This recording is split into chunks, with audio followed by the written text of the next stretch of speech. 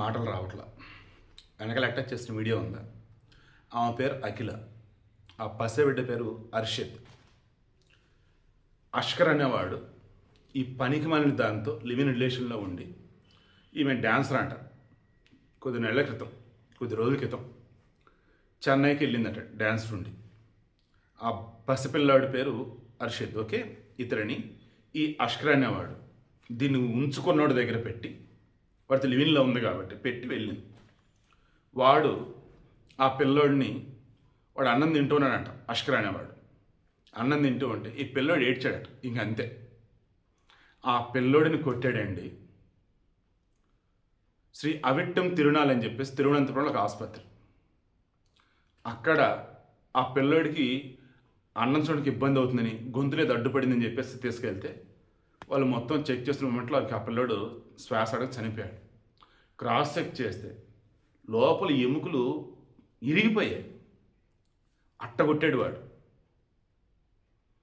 ఆ పిల్లోడు ఒంటి మీద సిగరెట్ తాగి గుచ్చిన గుర్తులు, బాటమ్ పురుషాంగ మీద పిల్లోడిది పాపం, దాన్ని మీద కూడా ఘోరం కొట్టాడు.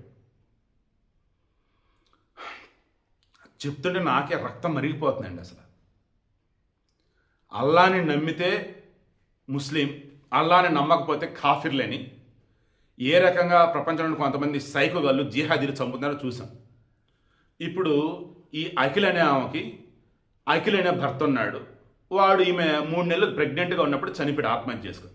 ఇక అప్పటి నుంచి ఈ అష్కర్ అనేవాడితో ఉంటుంది. ఈ అష్కర్ అనేవాడికి 2021లో అమీనాతో పెళ్ళైంది. ఆ అమీనాతో పెళ్ళైన తర్వాత కూడా బిడ్డలు పుట్టాక కూడా ఆమెని ఎంతగా టార్చర్ పెట్టాడంటే, ఒకరోజు అమీనాని వీడు కొట్టిన కొట్టుడికి ఆమె తలను పట్టుకెళ్ళి గోడ గుద్దితే ఆమె 1 year పాటు కోమాలో ఉంది. స్టిల్ ఇప్పుడు బెడ్ మీదే ఉంది, కిందకు కూడా దిగలేదు. మొదటి భార్య అమీనా ఉండగా విడాకులు ఇవ్వకుండా ఘోరంగా టార్చర్ పెడతాం వల్ల ఆమె బెడ్ మీద ఉంది. పోలీసులు కేసు పెట్టినా సరే ఫార్మా తీసుకున్నా మళ్ళీ వీడు వందేశారు. చాలా చోట్ల ఇదేనండి దరిద్రం.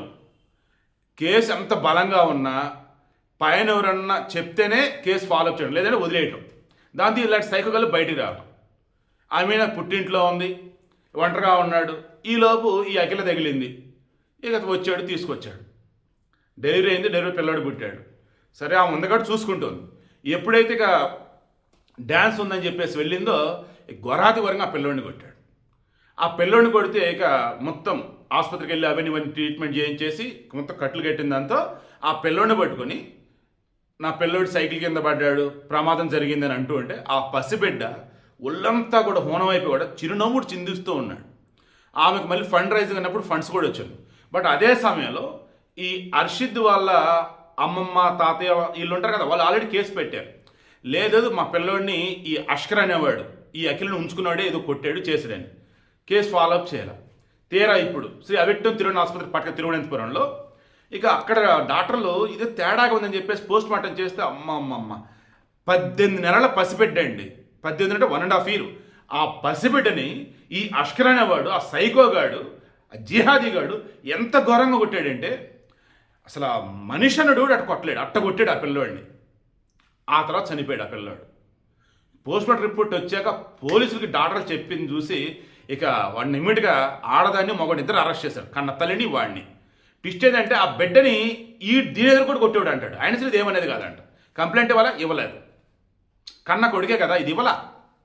సరే, వాడికంటే సవత కొడుకు, వీడికి ఏమైంది, దీనికి ఏమైంది. ఇక పోలీసులు సీనరీ కస్టమర్స్ పట్టుకెళ్ళారు కదా, వాళ్ళు పట్టుకెళ్ళారు. ఇక అష్కర్ అనేవాడిని గొల్ల కొట్టుడు కొట్టబోతే పోలీసు వాడిని కాపాడి తీసుకెళ్ళి జైల్లో పెట్టారు. ఏం చేయాలండి అసలు? ఆడవాళ్ళకేమో ఒక తోడు కావాలి బతకాలంటే, కానీ ఆ తోడుండేవాడు మంచోడా చెడ్డోడా రీచెక్ చేసుకోవట్లా. అలా రీచెక్ చేసుకున్నప్పుడు తేడాని తెలిసినప్పుడు బిడ్డలు దూరంగా రావాలా. అలా రాకుండా ఆడే ఉన్నారు, బిడ్డల్ని వీళ్ళ దగ్గర నుండి చంపేస్తున్నారు. దండం పెడుతున్నా, మీరు నిజంగా బిడ్డలను పెంచలేరు అనుకుంటే ఆడవాళ్ళైనా మగ పిల్లలకు అనదు. ఒకళ్ళ పిల్లలకంటే వాళ్ళు ఎదిగేంత వరకు వాళ్ళు బాగోలు చూసిన బాధ్యత మీదే. మీ కామం కోసమో, మీ సుఖం కోసమో, మీకంటూ తోడు కోసమో ఆ బిడ్డను బలి చేయకండి. నిన్న కూడా చెప్పుకున్నా కదా, ఆంధ్రప్రదేశ్లో ఆధుని దగ్గర ఎక్కడో ఆమె పేరు ఏదో ఉండే 15 సంవత్సరాల కొడుకుని చంపేసింది. ఇప్పుడు ఆమె చచ్చింది. దండం పెడతా. తల్లి అంటే ఏ రూపాన ఉన్నా, ఎక్కడ ఉన్నా, ఏ ప్రాణి అయినా బిడ్డలను కాపాడుకునేదే.